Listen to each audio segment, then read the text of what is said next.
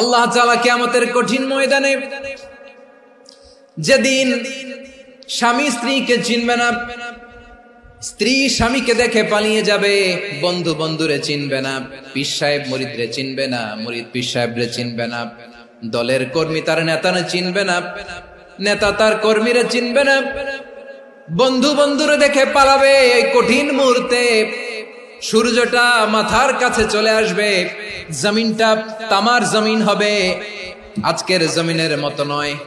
মানুষ ঘর্মাক্ত, ক্লান্ত, শ্রান্ত মাথার মগজগুলো কানের ছিদ্র আর নাকের ছিদ্র দিয়ে বেয়ে বেয়ে পড়বে। বিশ্বনবী ফরমান, কিয়ামতের ওই কঠিন ময়দানে 7 শ্রেণীর ব্যক্তিকে রব্বুল আলামিন তার আরশের নিচে ছায়া দিবেন।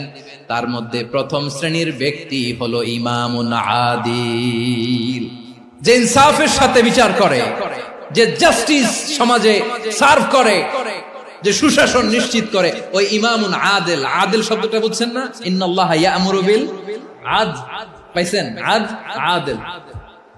7 শ্রেণীর ব্যক্তিকে আল্লাহ তাআলা সুশীতল আরশের নিচে ছায়া দিবেন, যেদিন তার দেয়া ছায়া ছাড়া কোনো ছায়া থাকবে না। এর প্রথম হচ্ছে ইমামুন আদিল, ন্যায়পরায়ণ শাসক। চিল্লায় বলেন সুবহানাল্লাহ। আবার বিশ্বনবী বললেন, ইন্নাল মুকসিতিনা ইনদাল্লাহি আলা মানাবিরা মিন নূর আন ইয়ামিনির রহমান। কিয়ামতের দিন যারা ন্যায় পরায়ণ হিসেবে আল্লাহর সামনে দাঁড়াবে, কিয়ামতের দিন রব্বুল আলামিন তার আরশের ডান দিকে ওই ন্যায় পরায়ণ লোকদের জন্য আরশের ডান দিকে একটা নূরের মিম্বারে তাদেরকে বসার সুযোগ করে দিবে। আল্লাহর আরশের ডান দিকে ন্যায় পরায়ণ লোকদের জন্য আল্লাহ তাআলা নূরের মিম্বার বানাবে। 4টে কেন কথা মনে করেছেন? আল আদাল, জাস্টিস। ইন্নাল্লাহা ইয়া'মুরু বিল আদল। আল্লাহ তাআলা এই আদালতের নির্দেশনা দেন, সুবিচার, সুশাসন। প্রিয় ভাইয়েরা, এটা আমরা বাংলাদেশে চাই কি চাই না? এই যে অরাজকতা, এই যে অন্যায়, এই যে জুলুম, এই যে ইনকনসিস্টেন্সি সমাজের অসঙ্গতির প্রধান কারণ জাস্টিস নাই, সুবিচার নাই, সুশাসন নাই। শেষবারের মতো আওয়াজ করে বলেন তো, আমরা বাংলাদেশে আদল চাই কি চাই না? তাহলে প্রথম নির্দেশনা শেষ। আল্লাহ তাআলা তোমাদেরকে আদলের আদেশ দেন। এরপরে আল্লাহ বললেন, আমি তোমাদেরকে ইহসানের আদেশ দেই। ইন্নাল্লাহা ইয়া'মুরু বিল আদলি ওয়াল ইহসান। আমি তোমাদেরকে যেমনি আদলের নির্দেশনা দেই, তেমনি ভাবে তোমাদেরকে ইহসানের নির্দেশনা দেই। ইহসান, আওয়াজ করে সবাই বলেন তো ইহসান। ইহসান মানে কারো প্রতি সফট হার্টেড হওয়া, মহানুভব হওয়া, অনুগ্রহ পরায়ণ হওয়া, অনুগ্রহশীল হওয়া, একে অপরের প্রতি দয়াদ্র হওয়া।